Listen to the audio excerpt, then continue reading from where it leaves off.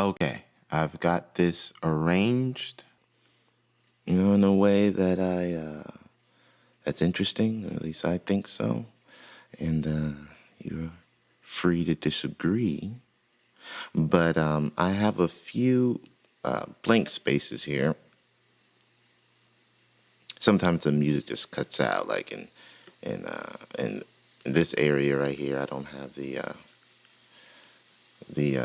chords playing, but in other areas, like right here, and I think in a few other places, I had to remove the loops because I realized that you may not have those loops because those loops were loops that I made myself.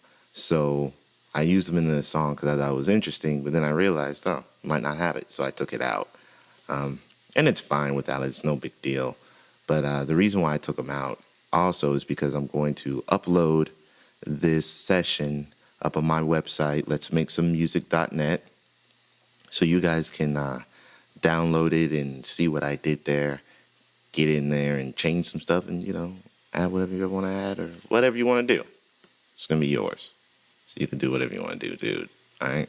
All right, cool. All right, so I do want to walk through here and show you what I got. So let's turn on. Let me let you listen. Let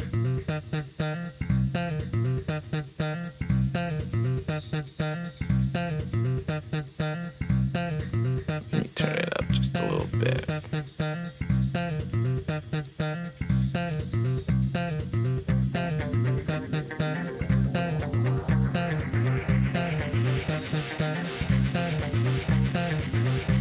I know you guys can't see it, but I've got an invisible window right here. You can't see. I had to move it out the way.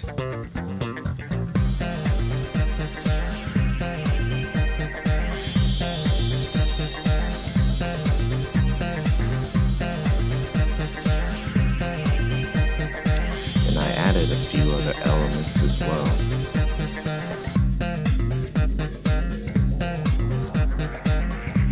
Alright, well, that's good enough for now. I just want to walk through and show you what it is that I did. And even though this isn't a tutorial on mixing per se, it is. I do want to show you how I have the song, the effects that I use into the song, because the tools for mixing can be used in one or both of two ways. One is corrective and the other is creative. And the corrective use of, like, let's say effects like EQ or compressor like you see over here would be to make the song or to make that part of the song correct when you're listening to it, so it doesn't hurt your ears, it's not too loud or something, or and it sounds good on all systems. That's the corrective use of mixing tools. The creative use is to make a particular part of the song sound interesting. And it's the same tools, but you can use them in two different ways. So you may use the compressor to add some pumping to give the song a little bit more energy or more life, or you could use an EQ to sweep through the frequencies to add a cool little washing kind of effect, like whoosh, kind of thing. But that aspect of the tools is what I'm going to be talking about, the creative aspect. So anything that has to do with the corrective or making it sound well, I'm going to skip over. And I didn't really even do much of that on this song because I just kind of ran through. But because I'm an engineer, I can't just let something be horribly off. It'll drive me nuts. So here on the drums, I have a compressor, and that is mostly just to even out the sound. So I'm not gonna be getting into that. But for the EQ, I did add a little bit of oomph here. Let me get you let you hear it. I added a little bit of bottom on there. Took out a little bit of the highs. I didn't want it to be, too clangy like that. And brought it down a little bit. And this is without it. It's kind of loses its oomph.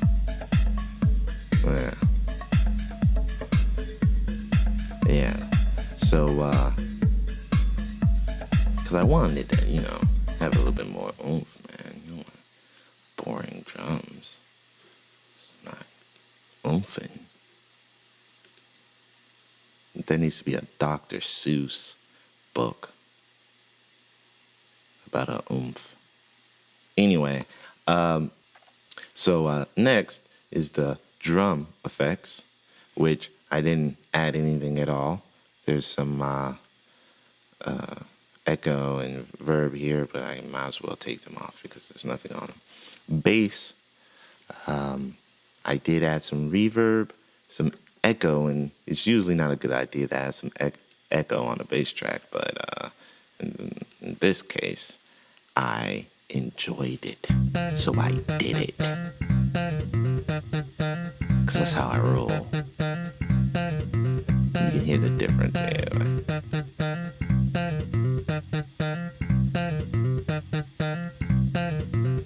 Then it kind of makes it a little bit more, I don't know, ethereal. I don't know the word, there's no words for music, right? Threw some reverb on there, which I enjoyed. Got a EQ, which that was mostly corrective stuff. And the compressor I used completely as a volume control. I used the gain here, and I have the threshold all the way up and the ratio down. So it has no effect. The reason why I used the compressor to control the volume, like a volume slider, is because I have automation on this track. And once you put automation on a track in GarageBand, it disables your control of the volume and the pan. So you have to, find other ways to do it. And that's how I did it. That's my other way. Compressor. And I use the gain slider on there to control the volume, so that's why it's there. And we will get into automation on a later date, but I just threw a little bit of just panned it to the left over here. I'll let you hear what I did. Maybe you heard it before.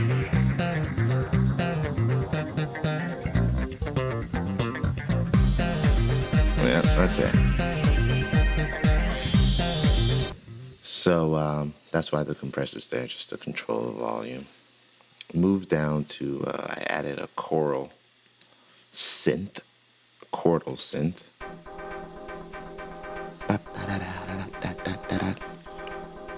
I thought that was cool. That was funky. And I, for the sake of creativity, I threw some reverb on there, man. Well, it was a little bit of both, a little creative and corrective, because I thought that without the reverb, it was too much in your face. Like right in the middle, and it wasn't really sitting where I wanted it to sit, because the bass is right there in the middle, and that's kind of carrying the flow of the song. So I had to move it to the sides, as you can hear.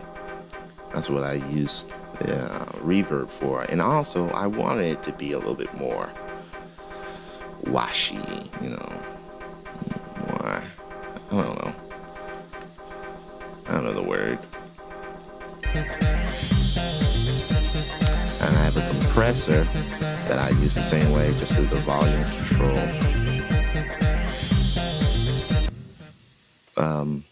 Yeah, and that's the chordal. Oh, well, I see that the synth here is not named, and so let me go ahead and name it, because I don't think I showed you guys how to do that.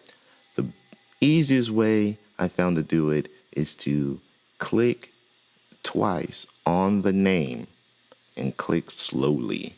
So 1 and 2. There you go. And then I don't know why. If you click it fast, it just doesn't do. But if you click it slow, it works. So we're gonna change this to chordal synth. Hit enter. Bam. Name changed. Moving on to the shaker.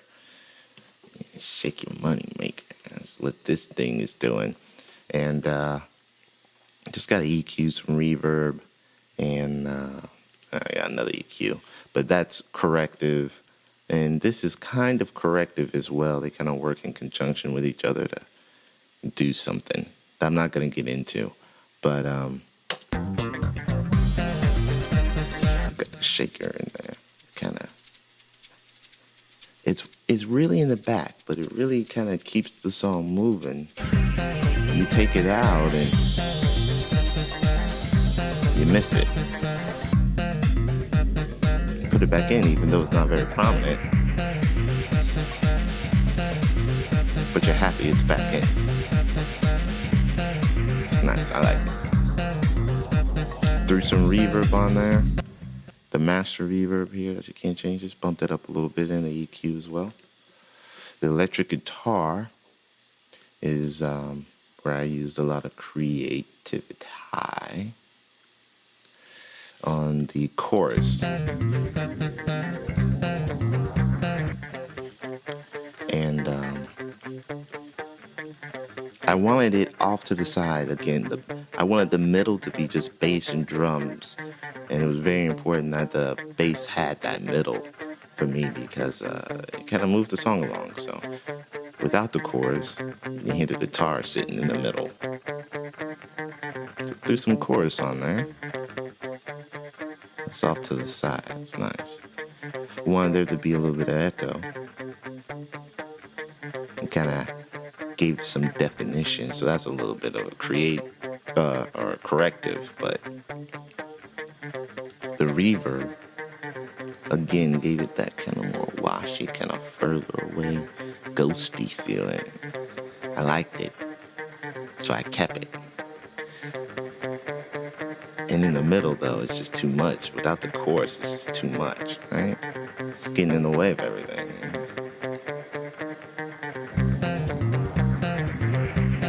So throw some chorus on there, move to the side. And these settings will not work for everything, but it works for this particular recording of the guitar. And you just have to play around with the settings without me getting too technical on how a chorus works and why you should use it. That's the corrective side, but creatively, just throw it on one of your tracks and mess around with the sliders. The intensity decides how far left and right the sound is thrown. And the speed determines how quickly it's thrown from left to right. And depending on the frequency of the sound you're trying to throw, there's a mathematical equation that makes it very simple to know exactly what your settings need to be. But until we get more into the mixing aspect, I'm not going to get into that. So just listen, because really, ultimately, at the end of the day, that's all it comes down to. Do what sounds good. If it sounds good, it doesn't matter. Rules mean nothing. Just do what sounds good. And yeah, so I did what sounded good, and that's what it was.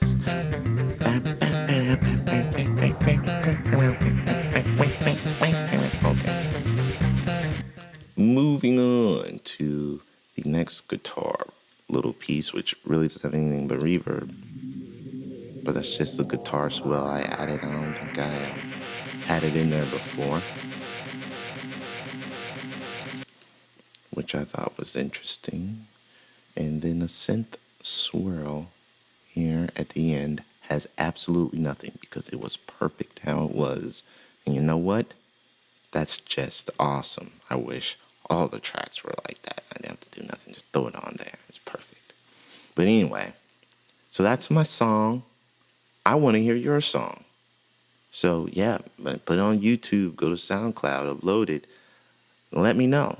Drop me an email. I want to get a forum going on letsmakesomemusic.com. So until then, though, hey, check me out on Facebook. It's Burncage Studios, on Facebook. I think it's Facebook / Let's Make Some Music. I think that's what it is. But yeah, just keep in touch, dude. Seriously, I want to hear what you guys are doing, and I want feedback. Let me know what tutorials you want me to do, what things you want to learn, and that's what I'll do.